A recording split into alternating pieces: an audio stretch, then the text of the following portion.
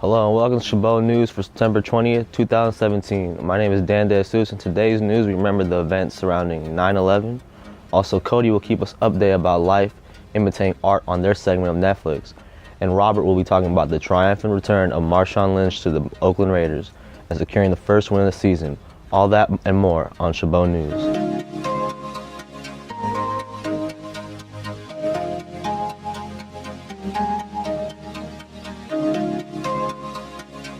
Attorney General Jeff Sessions announced that Trump, on Tuesday, September 5th, administration's decision to rescind the Deferred Action for Childhood Arrivals DACA program during a press briefing at the Department of Justice in Washington, D.C.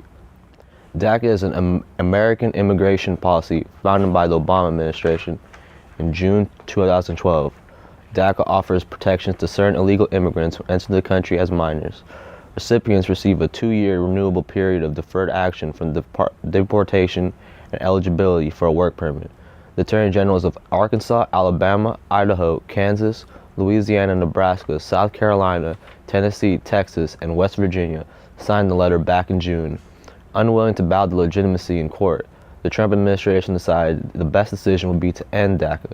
This issue will hit us hard at Chabot, as Chabot is a haven for students whose illegal immigration status is illegal. On September 9th, Berkeley alum Martin Flores was buying hot dogs from a food vendor when Berkeley campus police approached and confiscated his money for not having a permit. Flores then started recording the altercation, where he can be heard saying, "That's not right, man. That's not right." The officer then proceeds to take the vendor's wallet and take $60 out of his wallet as he is looking for his ID. The food vendor, identified as Juan, looked confused and upset throughout the footage. Flores has since then started a GoFundMe account for Juan and had raised over $54,000, exceeding the goal of $10,000. A Berkeley student has also taken the initiative and has begun a petition to remove the officer and received over 25,000 signatures. The petition states that the same officer has targeted minorities on campus before. Last Monday, we remembered the tragic events of 9/11 that have changed America. About 3,000 people lost their lives on 9/11, and each year remember their lives. 16 years ago, on September 11, 2001, Islamic extremist group, the Al-Qaeda, had hijacked the airplanes and flew 2 of them into the World Trade Center in New York City. One into the Pentagon just outside of Washington, D.C., and another which crashed in a field in Pennsylvania. Each year, an anniversary ceremony is held at the 9/11 Memorial Center, at the World Trade Center, and the Pentagon Memorial. In his address towards the 9/11 attacks, George W. Bush said, "One of the worst days in American history saw some of the bravest acts in Americans' history. We'll always honor the heroes of 9/11, and here at this hallowed place we pledge that we will never forget their sacrifice." Doctors in India removed a hairball weighing almost 2 pounds from the stomach of a woman who has a rare psychological disorder called Rapunzel syndrome. By the time the doctors had taken out the hairball, the patient had lost 66 pounds.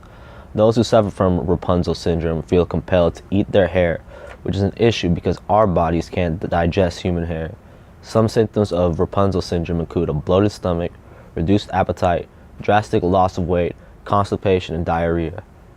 Now in entertainment, Cody brings us a common horror story in Hidalgo. Thanks, Dan. A Mexican location scout by the name of Carlos Munez Portel was shot to death in a violent region in central Mexico Monday afternoon while scouting for Season 4 of Netflix hit show Narcos. The seasoned scout, who worked for Stacy Paresky's Mexican-based, city-based production company Red Drum, and was found dead in a secluded area of Hidalgo near the border. In response to his death, Netflix has issued the following statement. "We are aware of the passing of Carlos Munez Portel, a well-respected location scout, and send our condolences to his family. The facts surrounding his death are still unknown as authorities continue to investigate. Unfortunately, Hidalgo is infamous for having the highest murder per capita in Mexico." Dwayne "The Rock" Johnson and Tyrese are feuding on Twitter. Apparently, according to the magazine Screen Crush, Johnson plans to run off with the Fast and the Furious franchise by creating a new sequel. Tyrese called him out about this on Twitter by saying, if you go on with #Hops movie, that he would not talk to him again.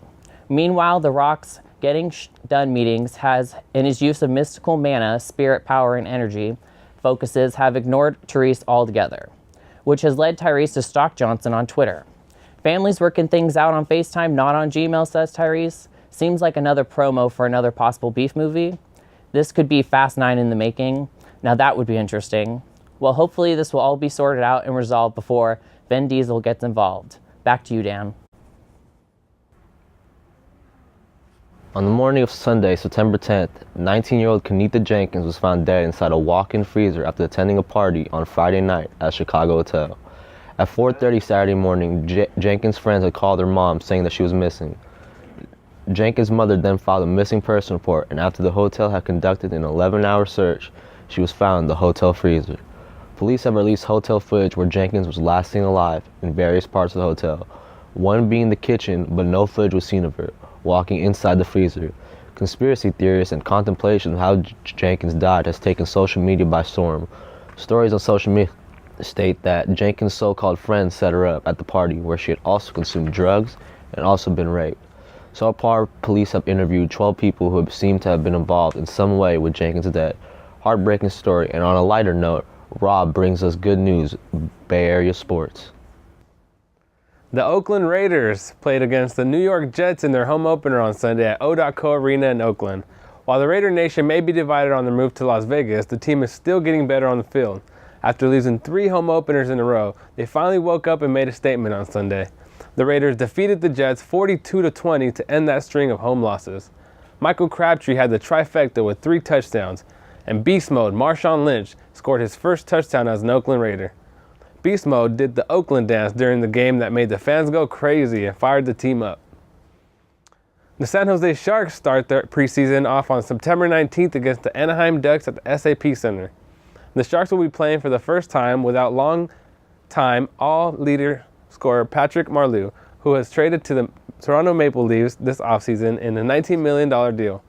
The interstate rivalry is going to be a good one, and the tickets for the preseason are always affordable. According to the hockey expert, this year's Sharks should make the playoffs, but it's a year of transition. We'll see. For more on the NFL, back to you, Dan. Michael Bennett, the Seahawks' defensive and recently experienced violence with the Las Vegas police. The altercation occurred when a group of people heard gunshots. Bennett ran to look for safety when suddenly the police signaled him out and pointed a gun at his head and stated that if he moved, he would blow his effing head off. I felt helpless as I lay there on the ground, handcuffed, facing a real-life threat of being killed, Bennett stated. He indicated that he felt profiled, and it was not until the cops realized he was an NFL player that the abuse stopped. Bennett responded, "I went from being a black man to a football player."